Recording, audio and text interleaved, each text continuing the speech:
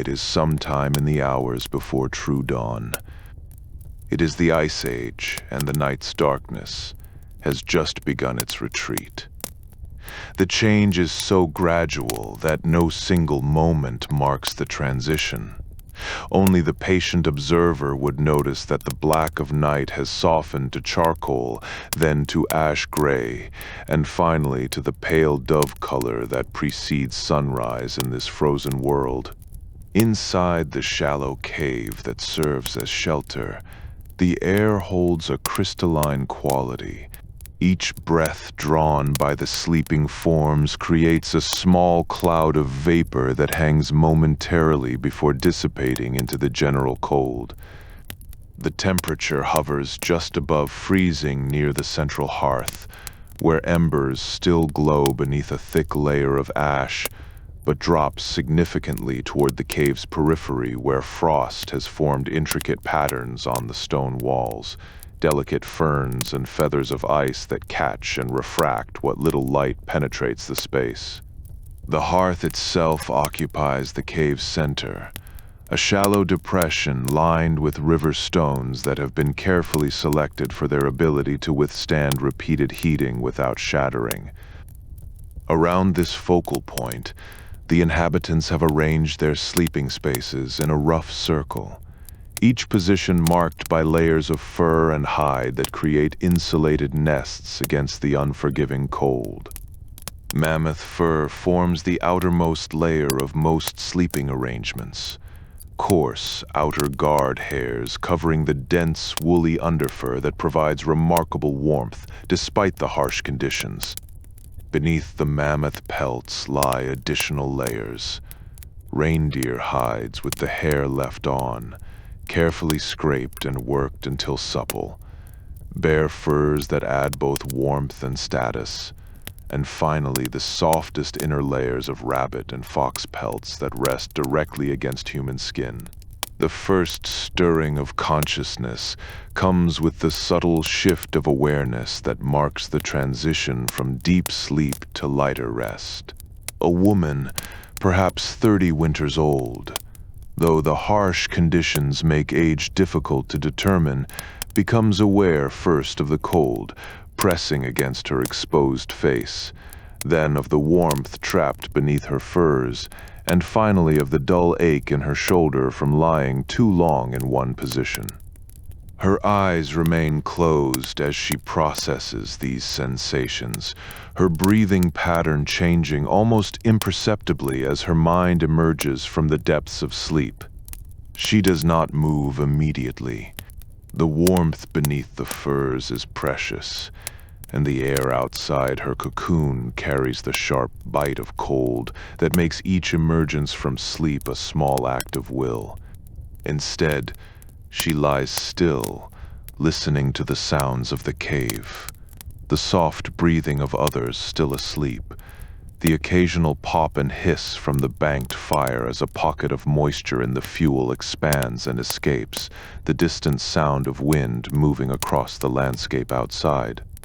These sounds form the constant background of existence here, as familiar as her own heartbeat. Minutes pass, perhaps 5, perhaps 10.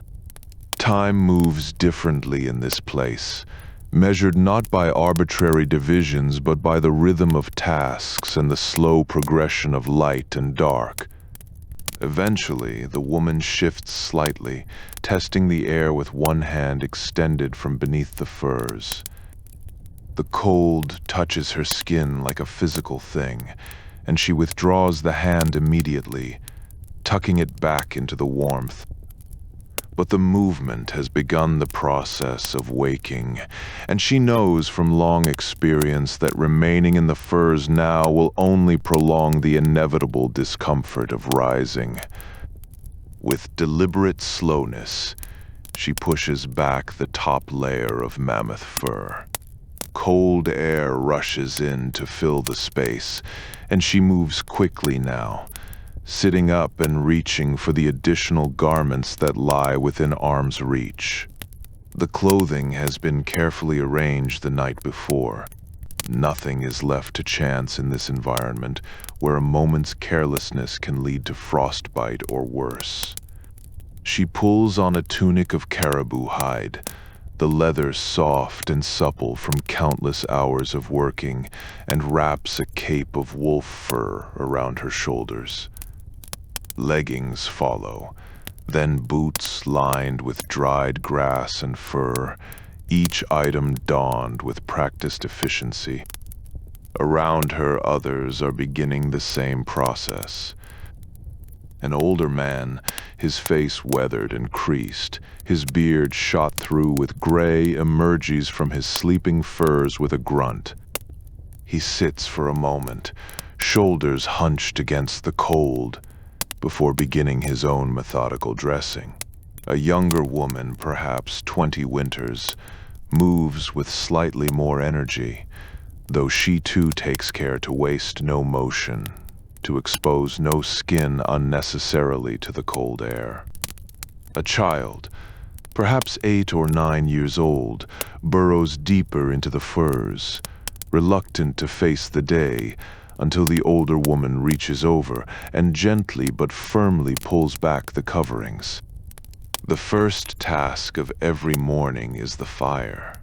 Without the hearth's warmth and light, survival in this place would be impossible, and so the fire receives attention before food, before water, before any personal comfort. The older man moves toward the central hearth, his joints stiff from the night's rest and the ever-present cold. He kneels beside the ash-covered embers, his movements careful and deliberate. The process of reviving the fire is not dramatic. There are no flames leaping to life, no sudden burst of heat. Instead, the man uses a flat stone to carefully scrape away the thick layer of ash that has protected the coals through the night. Beneath the gray powder, small points of red glow in the dimness, embers that have maintained their heat for hours, waiting for this moment. The man leans close, studying the coals with the attention of someone whose life depends on this task. He identifies the embers that glow most brightly, those that hold the most promise of rekindling. From a carefully maintained pile near the hearth, he selects the finest kindling, dried grass that crackles at the slightest touch, small twigs no thicker than a finger, strips of birch bark that will catch and burn even when damp. These materials have been gathered during the previous day, sorted by size, and stored where they will remain dry. Nothing is wasted, nothing is left to chance. The man places a small handful of dried grass directly on the brightest embers. For a moment, nothing happens. Then, a thin tendril of smoke rises from the point of contact.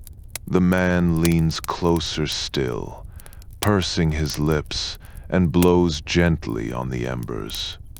The breath must be controlled. Too soft and nothing happens. Too hard, and the embers scatter or the grass blows away. He has performed this action thousands of times, and his breath comes in steady, measured puffs that fan the embers without disturbing them. The grass begins to smolder. A small point of orange appears, then another. The man continues his steady breathing, and the orange points spread, connecting, forming a small area of glowing combustion. Still no flame, just the slow, patient transformation of grass into ember. He adds more grass, building carefully, and the glow intensifies. Only when the grass is thoroughly involved, when he can feel the heat beginning to radiate upward, does he add the smallest twigs? These catch more readily, and now the first small flames appear, pale yellow tongues that lick upward through the kindling. The man sits back slightly, watching, ready to intervene if the flames threaten to die, but knowing that too much attention at this stage can be as harmful as too little. The flames strengthen, and he adds slightly larger pieces of wood, each addition calculated to maintain the fire's growth without smothering it. Around him, the others have begun their own morning tasks. The first woman has moved to the cave's entrance, where snow has drifted during the night. She uses a flat stone to scrape snow into a leather bag, working methodically, her breath forming clouds in the frigid air. This snow will be melted for water. The stream that flows nearby in warmer seasons is now locked beneath ice, and snow provides the only reliable source of moisture. She works carefully, selecting clean snow from the surface, avoiding any discoloration or contamination. The younger woman has begun sorting through the food stores. These are kept in leather bags suspended from wooden frames near the cave's rear wall, positioned to remain cold, but protected from the wind that sometimes gusts through the entrance.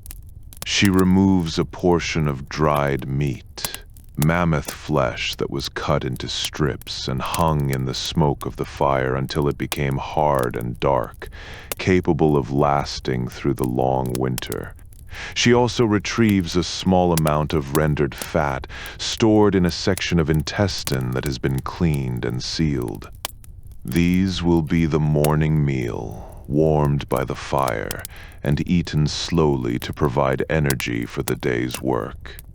The child has been assigned the task of checking the sleeping furs, shaking them out to remove any moisture that has accumulated during the night from the sleeper's breath and body heat. This is important work. Damp furs lose their insulating properties and can lead to dangerous cold during the next night's sleep. The child performs the task with reasonable diligence, though his attention sometimes wanders to the growing fire, where flames now dance with increasing vigor. The fire has reached the stage where it can accept larger fuel. The older man adds pieces of dried dung, mammoth and woolly rhinoceros droppings that have been collected during excursions onto the frozen landscape and stored near the cave entrance.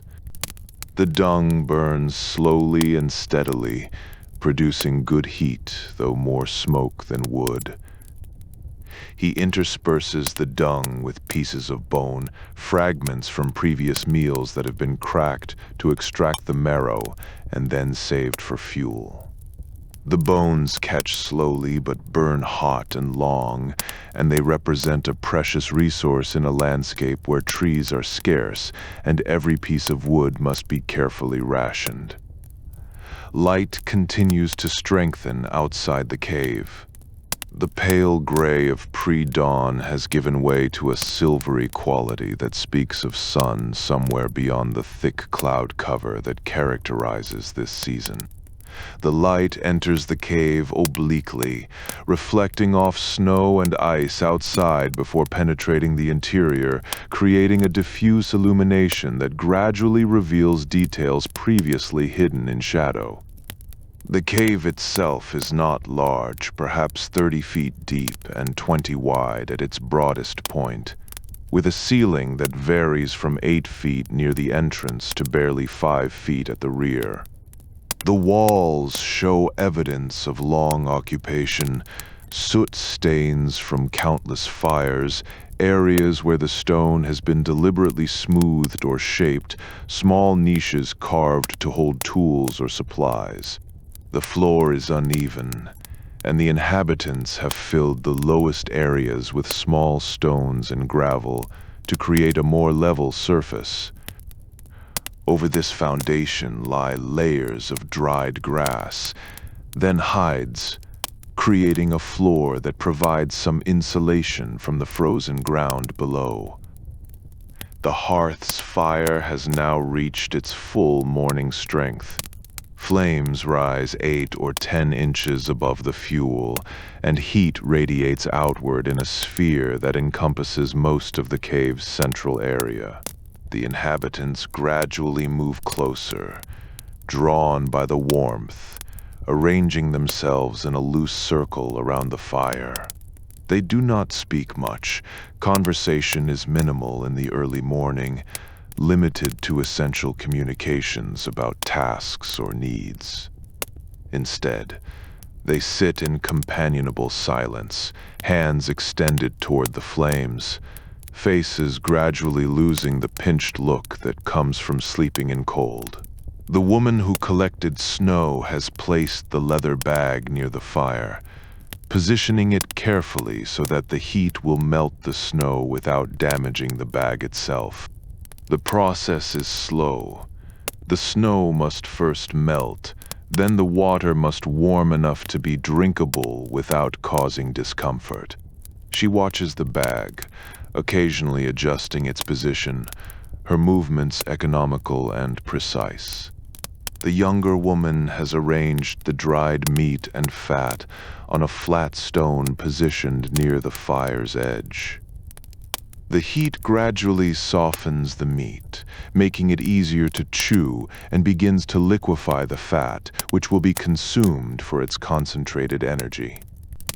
The smell of warming fat mingles with the smoke from the fire, creating a scent that is simultaneously acrid and appetizing, the smell of survival of another day beginning in the endless sequence of days that constitute existence in this frozen world.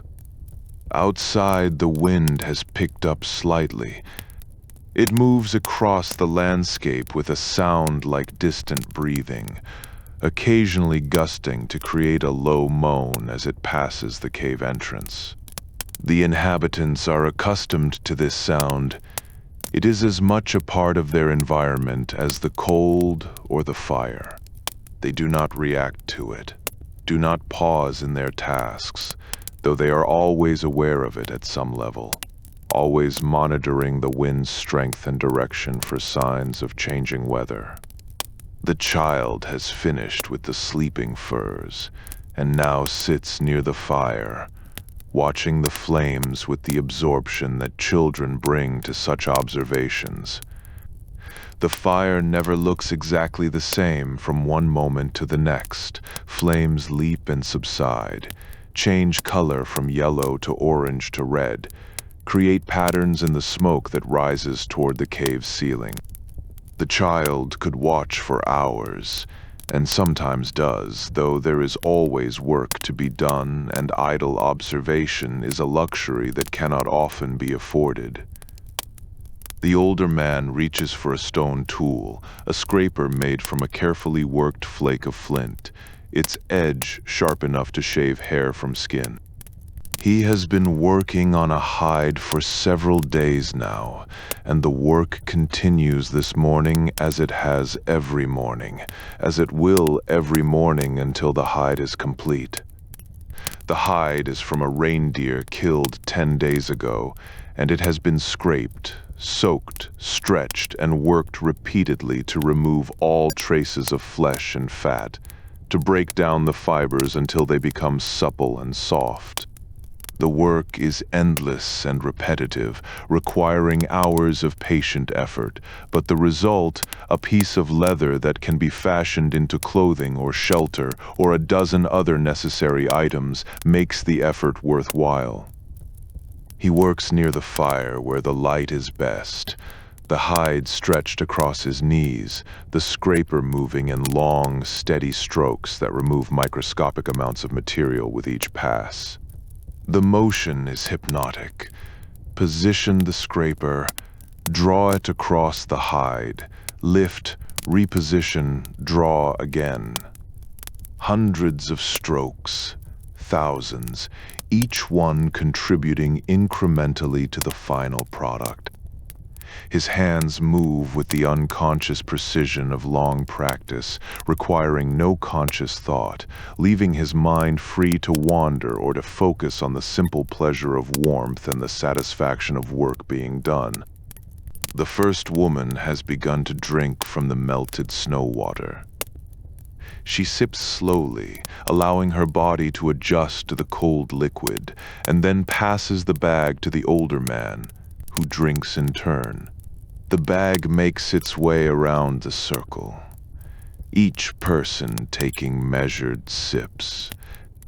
Water is precious not because it is scarce as snow is abundant, but because melting snow requires fuel, and fuel must be carefully rationed to ensure the fire never dies. The younger woman distributes the warmed meat and fat. Each person receives a portion appropriate to their size and the work they will do this day. The meat is tough despite the warming, requiring patient chewing, but it provides protein and a sense of satisfaction that goes beyond mere nutrition. The fat is consumed more carefully, small pieces placed on the tongue and allowed to melt, coating the mouth with richness, providing concentrated calories that will sustain the body through the cold hours ahead. They eat in silence or near silence. Occasionally someone makes a comment, an observation about the weather, a note about a task that needs attention, but mostly they chew and swallow and stare into the fire, each person alone with their thoughts, yet bound together by the shared necessity of survival. The light outside has strengthened further. It is now clearly day, though the sun remains hidden behind clouds. The quality of light is flat and even, creating few shadows, making the landscape outside appear two-dimensional, almost abstract. Snow covers everything: the ground, the scattered rocks, the low vegetation that manages to persist even in these conditions. The snow is not the pristine white of fresh fall, but rather the gray-white of old snow, compacted and dirty, marked by wind and time. The morning routine continues. Each person has tasks that must be completed, work that cannot be delayed. The older man will continue with his hide scraping. The first woman will work on repairing a tear in one of the sleeping furs, using a bone needle and sinew thread to carefully stitch the rent closed. The younger woman will tend the fire, adding fuel as needed, maintaining the balance between heat and fuel consumption that keeps the cave warm without exhausting their precious stores. The child will be sent to gather more snow, to check the snares that have been set for small game, to perform the dozen small tasks that even young hands can manage. But for now, in this moment, they sit around the fire in the pale morning light, warm and fed, the day stretching before them with its familiar routines and endless small tasks. The fire burns steadily, smoke rising to collect against the cave's ceiling before finding its way out through cracks and gaps in the stone. The wind continues its eternal movement across the frozen landscape. And in the cave, life continues as it has for countless generations, marked by the patient rhythm of survival in a world that offers no comfort beyond what can be wrested from it through endless, careful effort. The fire requires constant attention. This is the central truth around which all other activities orbit, the immutable fact that governs every decision and action throughout the day. A fire neglected for even a short period can diminish to the point where rekindling becomes difficult, and a fire that dies completely represents not merely inconvenience but genuine danger. Cold that penetrates to the bone, darkness that makes even simple tasks impossible, and the very real possibility that the next fire will be harder to start, will require more precious resources, will demand skills that may fail at the critical moment. The younger woman has assumed primary responsibility for the fire this day, as she does on most days. She sits near the hearth, within easy reach of the fuel supplies, her attention divided between the flames and the other tasks that occupy her hands. Every few minutes, sometimes more frequently, sometimes less, depending on what fuel currently burns and how the draft moves through the cave, she adds something to the fire. The additions are small, calculated, the result of experience and observation rather than any conscious measurement. She selects a piece of dried mammoth dung from the pile near the hearth. The dung cake is roughly the size of her palm, flattened and hardened by sun and wind during the brief summer months when such material could be collected and prepared. The surface is gray-brown, fibrous, surprisingly light for its size.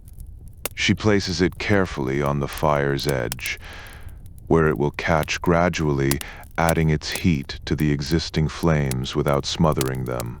The dung begins to smoke almost immediately, thin gray tendrils rising from its surface, and within moments a small flame appears at one corner, spreading slowly across the cake's surface.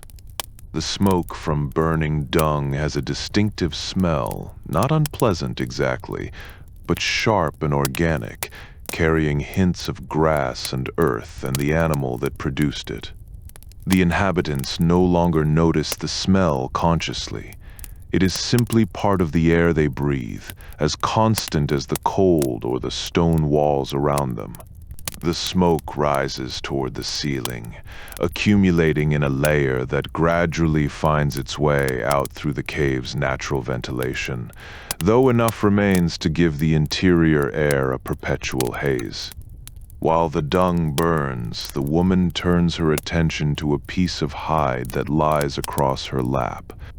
This is not the reindeer hide that the older man works on, but rather a smaller piece, rabbit skin, soft and delicate, requiring different treatment than the larger, tougher hides. She has been working this particular skin for 3 days now, and it is nearly ready for its final purpose, which will be to line the interior of winter boots, providing an extra layer of insulation against the cold that seeps up from frozen ground. The process of preparing rabbit skin is different from preparing larger hides. The skin is too delicate for aggressive scraping, too thin to withstand the kind of treatment that reindeer or mammoth hide can endure. Instead, the work is gentler, more patient, requiring a lighter touch and more time. The woman holds the skin stretched between her hands, working it back and forth, flexing it, breaking down the fibers through repeated manipulation rather than through scraping or cutting. Her hands move in a rhythm that has become automatic. Stretch, flex, release, reposition, stretch again. The motion is repeated hundreds of times, thousands of times over the course of days, each repetition contributing incrementally to the final suppleness of the leather. Her fingers are strong from this work, the muscles developed through years of such tasks, and yet the skin of her hands remains surprisingly soft, kept supple by the fats and oils that are constantly worked into the hides she prepares. Every 10 or 12 repetitions of the stretching motion, she pauses to add fuel to the fire.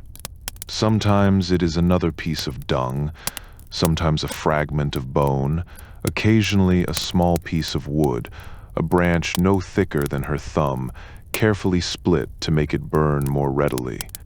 The wood is precious, saved for times when quick heat is needed or when the quality of light is important for detailed work. It burns cleaner than dung with less smoke and produces a brighter flame that illuminates the cave's interior more effectively. The bone fragments come from a pile near the hearth, pieces that have accumulated over many meals.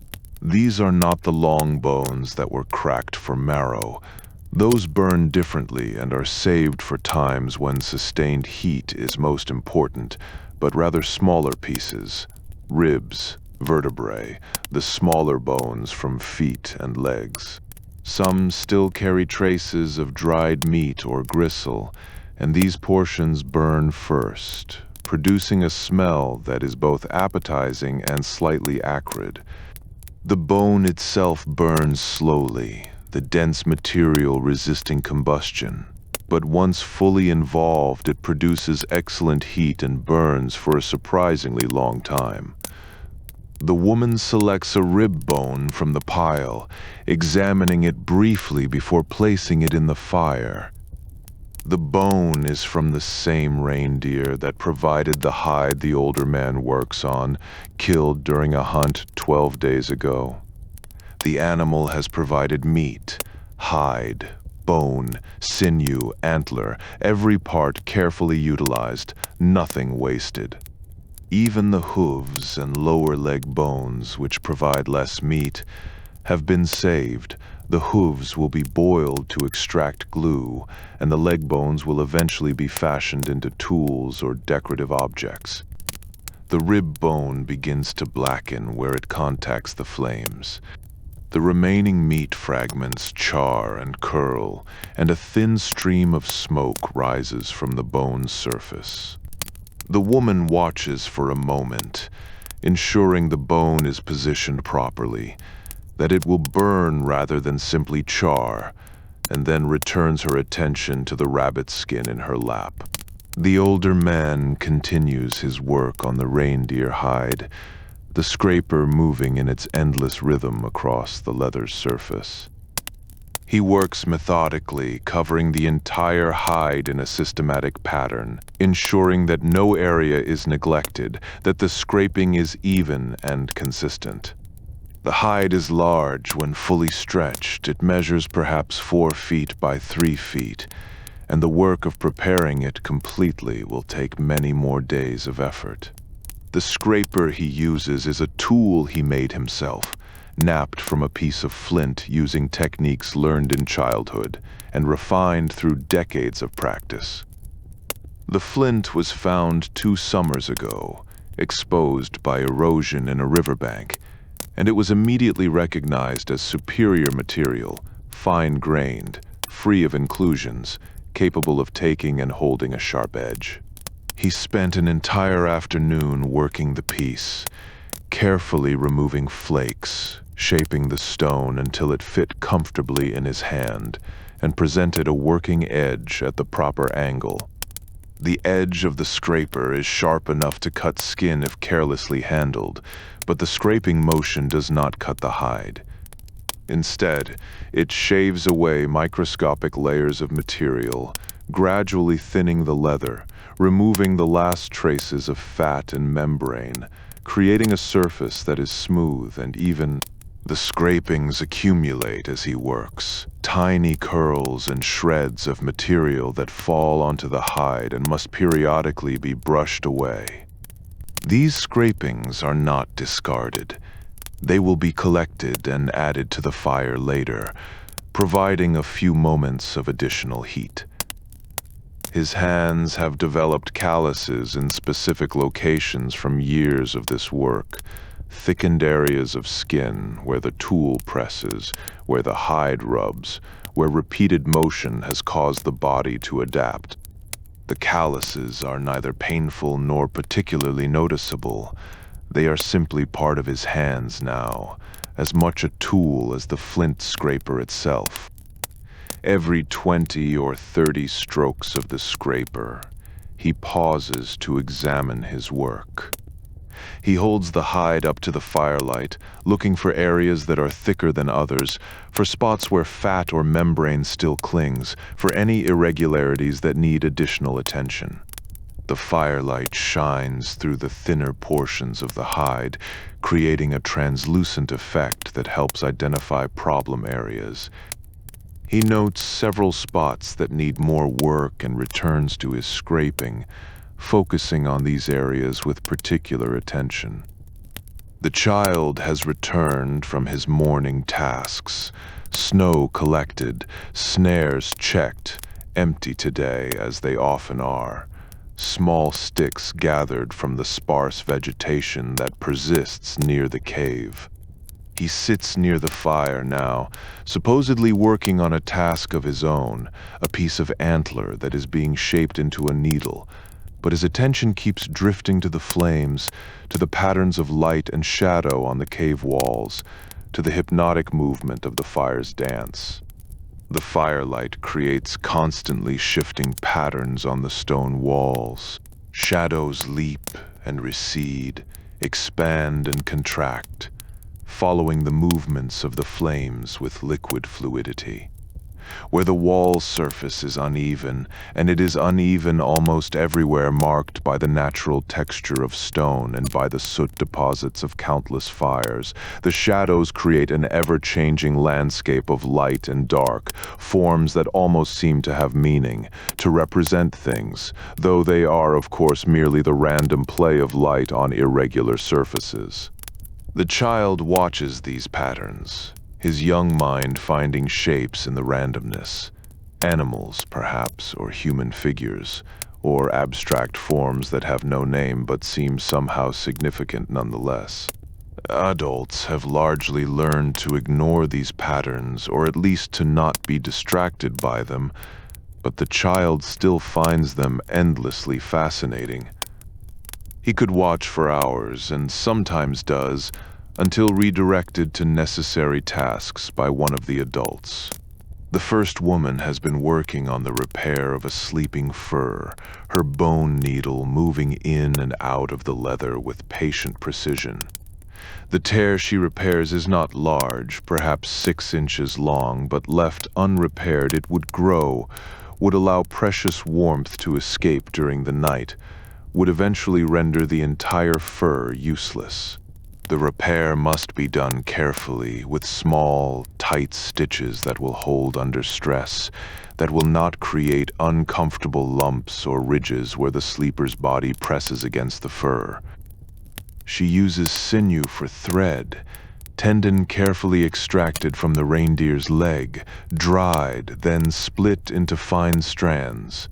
The sinew is strong and durable, and when properly prepared it can be threaded through a bone needle and used much like plant fiber thread, though it is stronger and more resistant to moisture.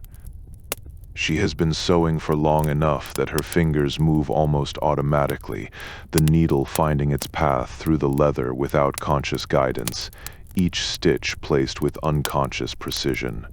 Between stitches, she glances at the fire, monitoring its condition with the same attention that the younger woman gives it.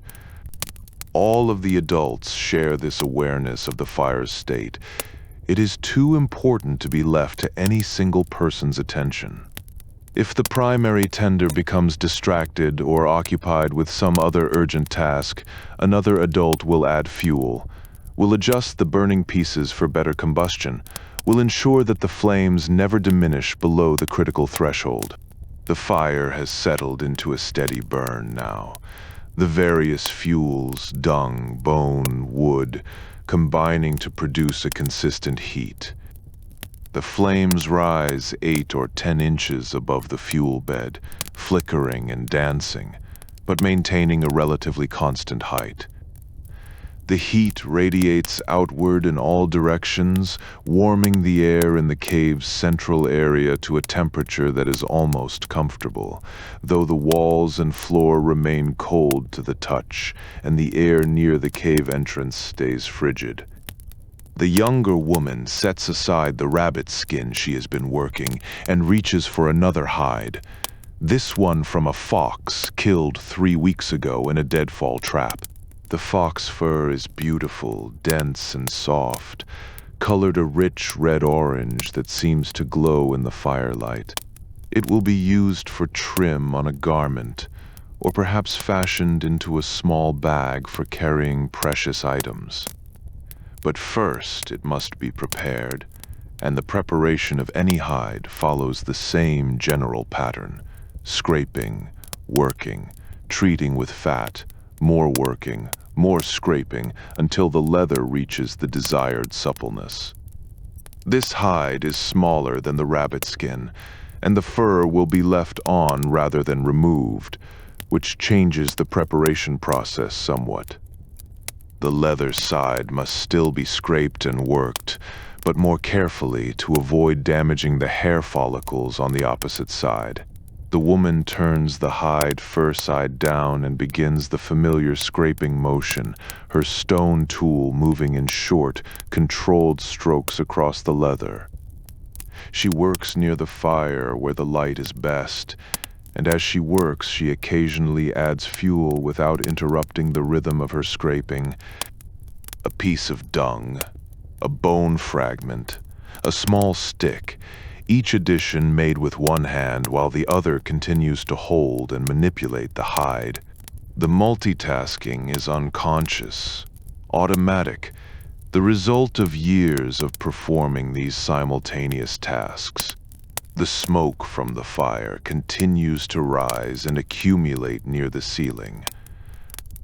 The layer is thickest directly above the hearth, where it forms a visible stratum in the air, but it spreads throughout the cave, giving the entire space a hazy quality. The smoke finds its way out through various gaps and cracks in the stone. The cave is not perfectly sealed, and the draft created by the fire draws fresh air in near the floor while pushing smoke-laden air out near the ceiling. The system is not perfect. Some smoke always remains, and the inhabitants' lungs have adapted to breathing air that would seem unpleasantly acrid to someone unaccustomed to it, but it is sufficient to prevent the dangerous accumulation of smoke that could make the cave uninhabitable. The quality of light in the cave changes subtly as the day progresses. The pale morning light that entered obliquely through the cave mouth shifts as the sun moves across the sky. Though the sun itself remains hidden behind clouds, its position can be inferred from the changing angle and intensity of the diffuse light. By midday, the light entering the cave is slightly brighter, slightly less oblique, and the combination of firelight and daylight creates an illumination that is adequate for detailed work. The older man has finished with one section of the reindeer hide and has moved to another area, his scraper continuing its patient work. The hide is beginning to show the results of his efforts. Areas that have received thorough attention are noticeably thinner and more supple than areas yet to be worked. The color has changed as well, from the gray-brown of raw hide to a paler, more uniform tan where the scraping has been most thorough. He pauses in his work to add a substantial piece of bone to the fire, a section of mammoth rib, thick and dense, that will burn for a long time once fully involved. The bone is too large to place directly on the flames. Instead, he positions it at the fire's edge, where it will gradually heat and begin to burn. The process will take time. The bone must first dry completely, then char, and only then will it begin to produce flames, but once burning it will provide steady heat for an hour or more. The younger woman has set aside the fox hide and is now working with fat. She has a small amount of rendered mammoth fat, perhaps a cupful in a section of cleaned intestine that serves as a container. The fat is solid in the cold air, but near the fire it begins to soften, becoming pliable, almost liquid. She scoops a small amount onto her fingers and begins working it into a piece of leather, a section of hide that has already been scraped and worked but still feels slightly stiff, slightly dry. The fat serves multiple purposes. It helps preserve the leather, making it more resistant to moisture and decay. It adds suppleness, allowing the leather to flex and bend without cracking, and it provides some waterproofing, causing water to bead and run off rather than soaking into the material. The application must be thorough. The fat must penetrate the leather, not simply coat the surface. And this requires patient rubbing and working, massaging the fat into the material with strong fingers. Her hands become coated with fat as she works, and this is not unpleasant. The fat softens the skin of her hands, protects against the drying effects of cold and wind, and even provides a small amount of nutrition. Fat absorbed through the skin, though minimal, is not entirely negligible in an environment where calories are precious.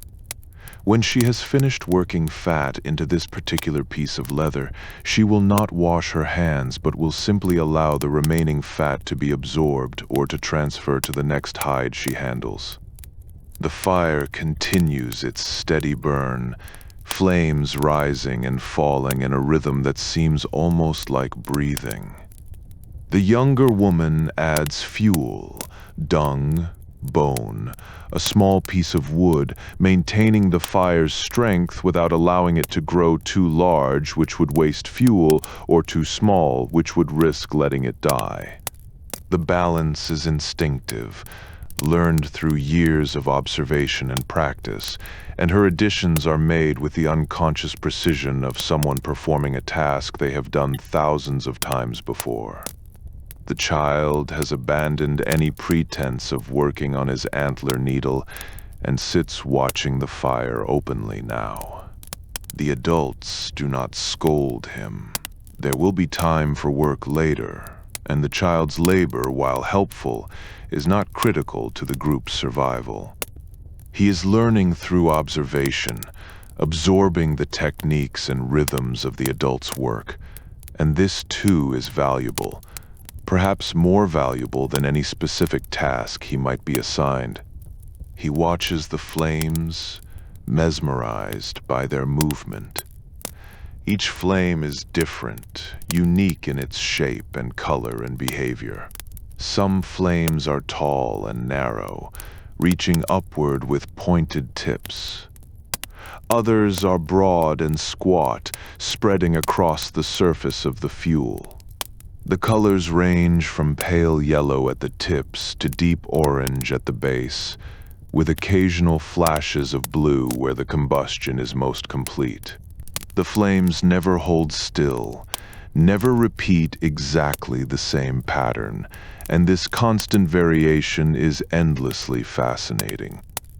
The smoke patterns are equally complex. The smoke rises in columns and streams, twisting and braiding as it ascends, spreading and thinning as it approaches the ceiling. The movement of air through the cave, the draft that feeds the fire and carries away its smoke, creates currents and eddies that shape the smoke's path, and these currents are themselves invisible except for the smoke that reveals them. The child watches smoke rise from a piece of burning dung, following its path upward, seeing how it spreads and thins, and eventually disappears into the general haze that fills the cave's upper reaches. The first woman has finished her repair of the sleeping fur, and has moved on to another task, checking and organizing the food stores. She moves to the rear of the cave, where leather bags hang from a wooden frame, and begins systematically opening each bag, examining the contents, assessing what remains and what will be needed in the coming days. One bag contains dried meat, strips of mammoth and reindeer flesh, hard and dark, that will keep for months if properly stored. She removes several strips, examining them for any signs of mold or decay, finding none, and returns them to the bag. Another bag holds rendered fat, stored in cleaned sections of intestine, each portion carefully tied to prevent leakage. A third bag contains dried berries, collected during the brief summer and preserved for winter consumption.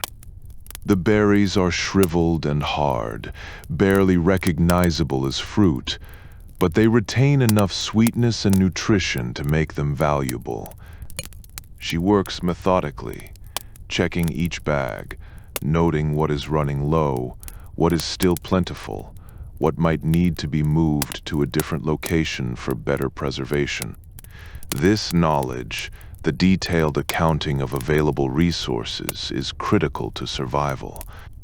Running out of food before spring arrives is not an abstract concern, but a real possibility, and careful rationing and planning are necessary to ensure that supplies last through the long winter. As she works, she occasionally glances back at the fire, monitoring its condition, and once she pauses her inventory to add a piece of dung to the flames.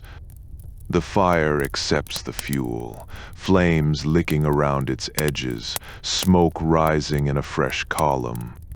The woman returns to her inventory, satisfied that the fire is well tended, that the cave remains warm, that this day is progressing much like every other day, in the endless sequence of days that constitute existence in this frozen world.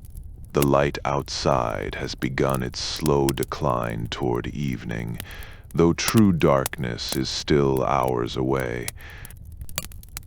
The shadows in the cave shift subtly as the angle of incoming light changes, and the firelight, which was supplementary during the brighter midday hours, begins to assume primary importance for illumination. The inhabitants adjust unconsciously to these changes, moving slightly closer to the fire, positioning their work to catch the best light, preparing mentally for the transition from day to night that will come, as it always comes, with patient inevitability. The diminishing light is not a sudden event, but rather a gradual process that unfolds over the course of hours, so subtle in its progression that no single moment can be identified as the transition from day to evening.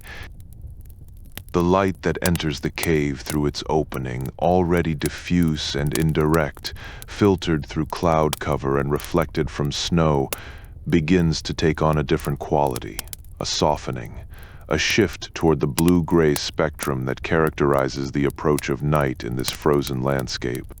The inhabitants are attuned to these changes in ways that go beyond conscious observation.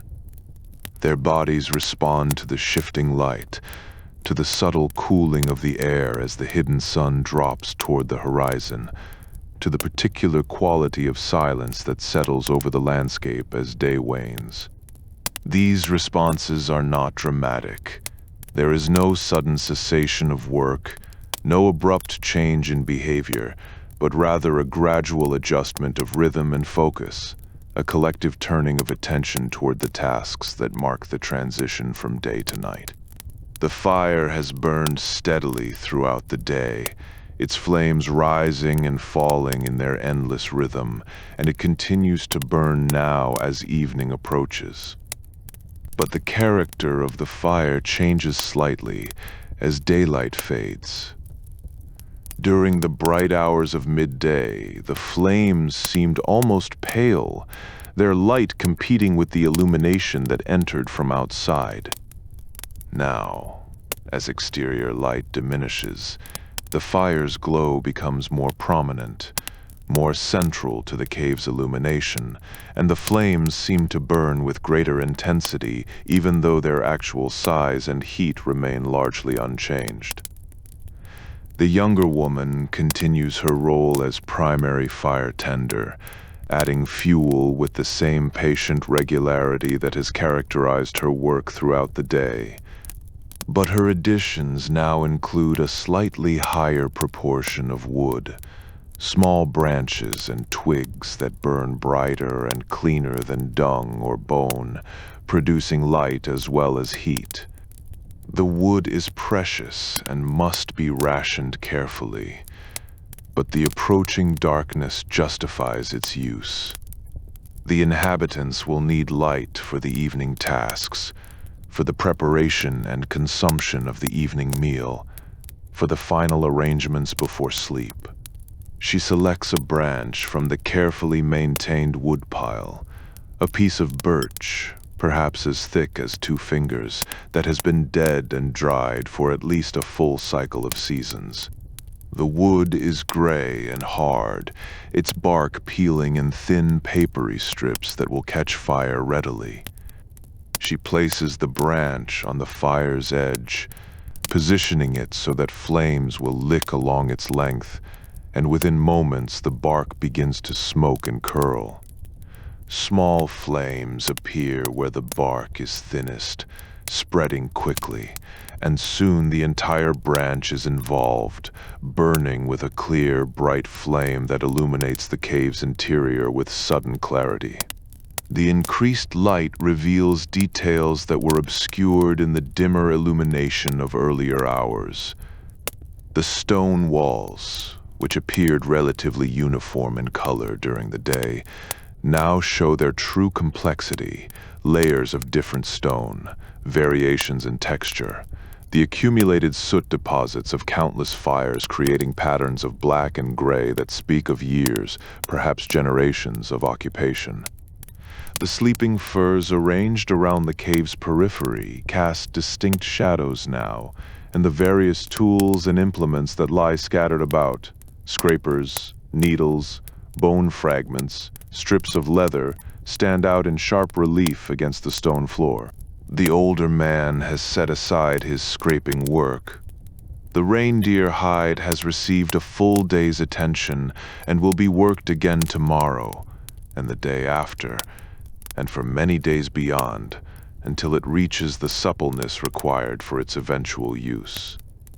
For now he rolls the hide carefully, folding it so that the worked portions are protected, and places it with other partially completed projects near the cave's rear wall. His hands, which have been engaged in the repetitive scraping motion for hours, flex and stretch as he releases them from that particular task, and he sits for a moment near the fire, warming his palms against the flames, allowing his muscles to relax. The first woman has begun preparations for the evening meal. This is not a complex process. The food available is limited, and its preparation follows patterns established by long tradition and practical necessity, but it requires attention and care. She moves to the food storage area and removes several items: dried meat from the bag that hangs nearest the frame's center, a portion of rendered fat from its intestine container, and a small handful of dried berries that have been saved for occasions when variety is desired or when the nutritional balance of the meal requires supplementation. The meat she selects is mammoth flesh, dried to the consistency of wood, dark and hard and seemingly unpromising as food. But she knows from long experience that this meat, when properly warmed and given time to soften, will provide substantial nutrition and a sense of satisfaction that goes beyond its actual caloric content. She carries the meat to the fire and places it on a flat stone that has been positioned at the hearth's edge, specifically for this purpose, a cooking stone, its surface blackened by repeated use, its position calibrated to receive heat without becoming so hot that food placed upon it will char. The meat begins to warm immediately. The surface darkens further, and a faint smell rises from it, the smell of protein and fat, of preserved flesh returning to something approaching its original state. The woman monitors the meat carefully, occasionally turning the pieces to ensure even heating, and after several minutes she uses a sharp flake of stone to cut the meat into smaller portions, each piece sized appropriately for individual consumption. While the meat warms, she attends to the fat. The rendered fat is solid in the cold air of the cave, but near the fire it softens quickly, becoming pliable and then semi-liquid. She scoops a portion onto the cooking stone, placing it near the warming meat, and the fat begins to melt, spreading across the stone's surface in a thin, glistening layer. Some of the fat will be consumed directly, providing concentrated calories, while some will be used to supplement the meat, adding moisture and richness to flesh that has been dried to the point of near desiccation. The child has been sent to collect snow for the evening's water. He takes a leather bag and moves to the cave entrance, where the transition from the fire-warmed interior to the frigid exterior air is abrupt and shocking. The cold strikes his face like a physical blow, and he pauses for a moment, adjusting to the temperature change, before stepping out onto the snow-covered ground beyond the cave's threshold. Outside, the landscape is locked in the grip of winter twilight. The sky above is a uniform gray, darker than it was at midday, but not yet approaching the black of full night. The snow that covers the ground reflects what light remains, creating a landscape that glows with a faint, ghostly luminescence. The child can see clearly enough to perform his task, though the details of distant objects are obscured by the failing light and the general flatness of illumination. He kneels near the cave entrance and begins scraping snow into the leather bag, working quickly, his hands already numbing from the cold, despite the mittens he wears. The snow is old and compacted, its surface crusted with ice, and he must use some force to break through the crust and reach the softer snow beneath. He works methodically, filling the bag to the level that experience has taught him is appropriate, enough to provide water for the evening and morning, but not so much that the bag becomes unwieldy or takes excessive time to melt. The task completed, he retreats quickly into the cave, grateful for the warmth that radiates from the hearth. He carries the snow-filled bag to the fire and places it in its customary position, near enough to the flames that the snow will melt, but not so close that the leather will be damaged by excessive heat. The snow begins its slow transformation immediately, the surface crystals losing their definition, collapsing into water that gradually accumulates at the bag's bottom. The first woman has turned the meat pieces again, checking their progress. The meat has softened somewhat, though it remains tough and fibrous, requiring patient chewing. The fat on the cooking stone has fully melted now, forming a pool of liquid that shimmers in the firelight. She uses a small wooden implement, a spatula carved from a piece of branch, its surface smoothed by repeated use, to spread some of the melted fat over the meat pieces, coating them, allowing the fat to soak into the dried flesh. The smell of warming meat and melting fat fills the cave, mingling with the ever-present smell of smoke and the subtle odors of leather and stone and human habitation. The smell is appetizing to the inhabitants, signaling the approach of the evening meal, triggering responses that are both physiological and psychological: increased salivation, a heightening of attention, a sense of anticipation that breaks the monotony of the day's repetitive tasks.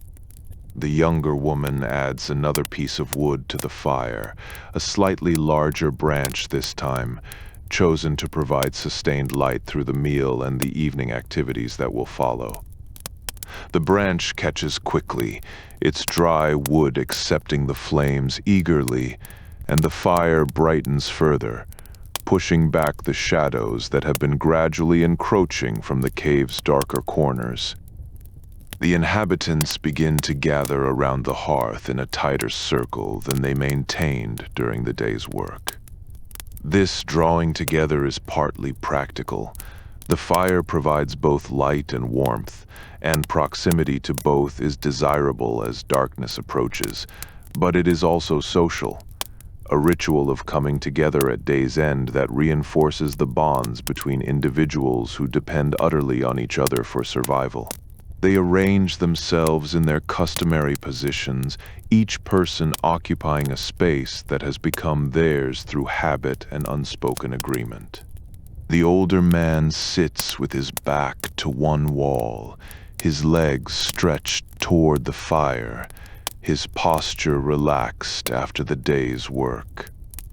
The first woman sits to his right, close enough that their shoulders nearly touch, and the younger woman positions herself opposite, across the fire, where she can continue to tend the flames while participating in the communal gathering. The child sits between the first woman and the younger woman, completing the circle. The first woman begins to distribute the food. She uses the wooden spatula to transfer meat from the cooking stone to individual portions, giving each person a share appropriate to their size and needs. The older man receives the largest portion, as his body requires more fuel to maintain its mass and strength. The women receive somewhat smaller portions, and the child receives a portion smaller still, though adequate for his growing body. The distribution is not precisely equal, but it is fair, calibrated by years of experience to ensure that each person receives what they need. The meat is still warm from the fire, and each person holds their portion carefully, allowing it to cool slightly before beginning to eat. The first woman distributes the melted fat as well, pouring a small amount over each person's meat, and she places several of the dried berries on each portion as a supplement. The berries are shriveled and hard, requiring rehydration in the mouth before they can be chewed, but they provide a welcome variation in texture and flavor. They eat slowly in near silence. The meat requires patient chewing, even warmed and supplemented with fat. It remains tough and fibrous, resistant to quick consumption. Each person chews methodically, working the meat between their teeth, extracting what nutrition and flavor they can before swallowing and taking another bite. The fat provides lubrication and richness, coating the mouth, providing a sense of satisfaction that the meat alone would not deliver. The berries, when they have softened enough to chew, add a subtle sweetness that contrasts with the savory richness of meat and fat. Between bites, they drink from the water bag, passing it around the circle. The snow has melted completely now, and the water, though cold, is liquid and drinkable. Each person takes measured sips, knowing that the bag must serve until morning, when more snow will be melted to replenish the supply. The fire burns steadily, its flames dancing in their eternal rhythm, casting moving shadows on the walls and ceiling. The light it provides is warm and golden, creating an island of illumination in the gathering darkness. Outside the cave, night is settling over the landscape, though the transition is gradual enough that the exact moment of darkness's arrival cannot be pinpointed. The sky visible through the cave entrance shifts from gray to darker gray to something approaching black, and the snow-covered ground loses its faint luminescence as the last traces of daylight fade. The meal concludes without ceremony.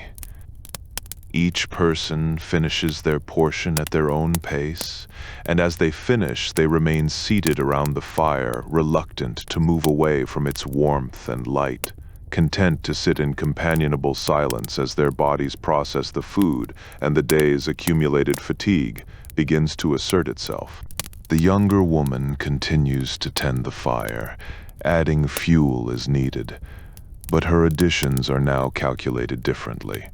The goal is no longer to maintain the bright, hot fire needed for cooking and work, but rather to create a fire that will burn steadily through the night, providing warmth without requiring constant attention, lasting until morning when it will be built up again for the new day. She adds larger pieces of bone, sections of long bone that will burn slowly and steadily for hours, and intersperses these with pieces of wood chosen for their density and slow-burning characteristics. The older man rises and moves to the sleeping area, beginning the process of arranging the furs for the night. This task is important and cannot be rushed. The sleeping furs must be positioned properly, layered correctly, arranged to provide maximum warmth and comfort during the cold hours ahead. He starts with the bottom layer, hides laid directly on the stone floor, hair side up, creating a barrier between the sleepers and the frozen ground below. Over this layer he places additional furs, building up a nest that will trap body heat and provide insulation from the cold that radiates from the stone walls. The first woman joins him, and together they work on the sleeping arrangements, adjusting and readjusting until each position is properly prepared. The child's sleeping space receives particular attention. Children lose body heat more quickly than adults, and extra care must be taken to ensure adequate insulation. An additional layer of rabbit fur is added to the child's sleeping area, and the sleeping furs are arranged to create a cocoon that will trap warm air around the small body. While the sleeping spaces are being prepared, the younger woman attends to the fire's banking for the night. This is a critical task requiring skill and experience. The fire must be built up sufficiently to burn through the night, but not so large that it wastes fuel or creates excessive heat. She adds several substantial pieces of bone to the fire's center, creating a core of slow-burning fuel, and then carefully arranges smaller pieces around this core, building a structure that will burn from the outside in, maintaining relatively constant heat for many hours. When the fuel is properly arranged, she begins to cover the fire with ash. This seems counterintuitive. Covering the fire would seem to smother it, but in fact, the ash serves to insulate the coals, slowing their combustion, making them last longer while still providing heat. She uses a flat stone to carefully scrape ash from the hearth's edges where it has accumulated throughout the day, and spreads this ash over the burning fuel in a layer several inches thick. The flames diminish immediately, disappearing beneath the gray covering, but the heat continues to radiate upward, and the glow of the coals beneath can be seen through the ash layer. The inhabitants begin their final preparations for sleep. They remove their outer garments, the heavy capes and tunics worn during the day, and place these carefully near their sleeping spaces where they will be readily accessible in the morning. They keep their inner layers on, however, as additional insulation during the night. Boots are loosened but not removed, and leggings are adjusted for comfort. One by one, they move to their sleeping spaces and burrow into the prepared furs. The older man settles into his position first, arranging the furs around himself, creating a warm cocoon. The first woman follows, positioning herself in her customary space, and the child crawls into his carefully prepared nest, his small body quickly warming the trapped air around him. The younger woman is last, ensuring that the fire is properly banked, that all necessary preparations have been made, before finally moving to her own sleeping space. They do not fall asleep immediately. Instead, they lie in their furs, bodies gradually warming, muscles relaxing after the day's exertions, minds beginning the slow drift toward unconsciousness. The cave is quiet now. The only sounds the soft breathing of the inhabitants and the occasional pop or hiss from the banked fire. The light in the cave has diminished to a faint glow. The fire's heat continues, but its light is largely blocked by the ash covering, creating a darkness that is not quite complete, but approaches it. Outside, full night has arrived. The sky is black, though not the absolute black of a moonless night. There is a moon somewhere above the cloud cover, and its light, though diffused and weakened by the clouds, still provides faint illumination. The snow-covered landscape glows very faintly, a ghostly presence in the darkness, and the wind, which has been blowing steadily all day, continues its eternal movement across the frozen world. Inside the cave, the temperature has dropped slightly as the fire diminished, but the banked coals continue to radiate heat, and the sleeping furs trap this heat effectively. The inhabitants are warm, or warm enough, and their bodies, exhausted by the day's work and lulled by the fire's steady warmth, begin to surrender to sleep. The older man's breathing deepens and slows first, his body relaxing completely, his consciousness fading into the dreamless sleep of exhaustion. The first woman follows soon after, her breathing synchronizing with his, the two of them drifting into sleep almost simultaneously. The child, who has more difficulty settling, squirms and adjusts in his furs for several more minutes before finally going still, his breathing becoming the slow, steady rhythm of deep sleep. The younger woman remains awake longest, her mind reluctant to release its vigilance even though her body craves rest. She listens to the sounds of the cave, the breathing of the others, the subtle sounds from the fire, the distant wind, and gradually as these sounds become familiar and unthreatening, as her body's warmth increases and her muscles relax, she too begins to drift toward sleep. The fire continues its slow burn beneath its ash covering. The coals glow red in the darkness, their heat radiating upward, warming the air, maintaining the temperature in the cave at a level that, while not comfortable by any absolute standard, is sufficient for survival. The ash layer thickens slightly as more ash forms from the burning fuel, and this additional insulation further slows the combustion, ensuring that the fire will last through the long hours of night.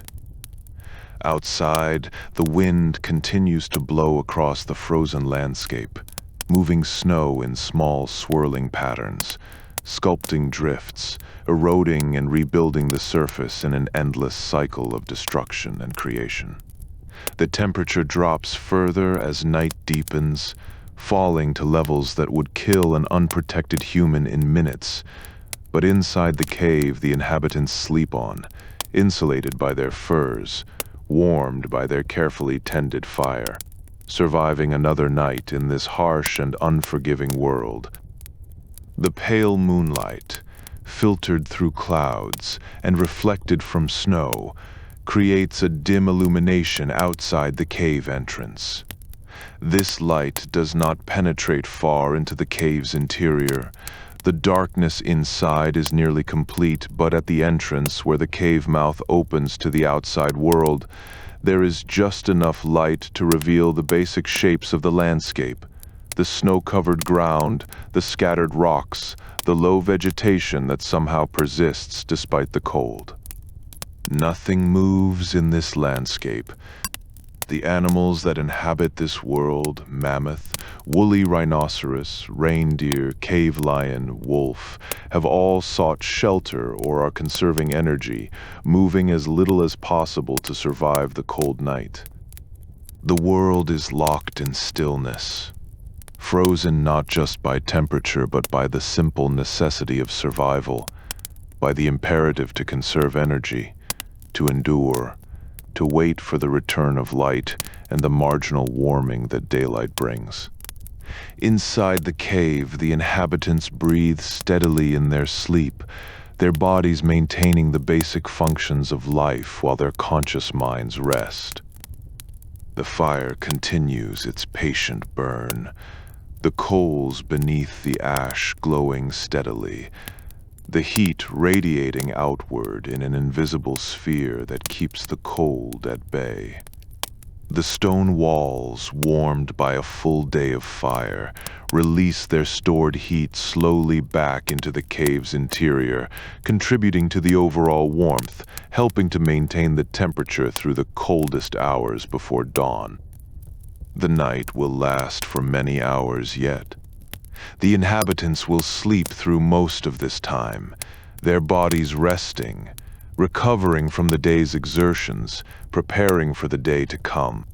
And when dawn arrives, when the sky begins its imperceptible lightening, when the darkness gives way once again to the pale gray of morning, they will wake, will emerge from their furs, will scrape away the ash from the fire, and add fuel to the waiting coals, will begin again the endless cycle of tasks that constitute survival in this frozen world.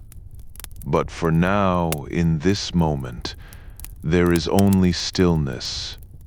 The fire burns. The inhabitants sleep. The wind blows across the frozen landscape. And the night continues its slow progression toward the dawn that will come, as it always comes with patient inevitability. With that, my dear listeners, we have also arrived at the end of our account of a day in the life during the Ice Age. Until we meet again, farewell.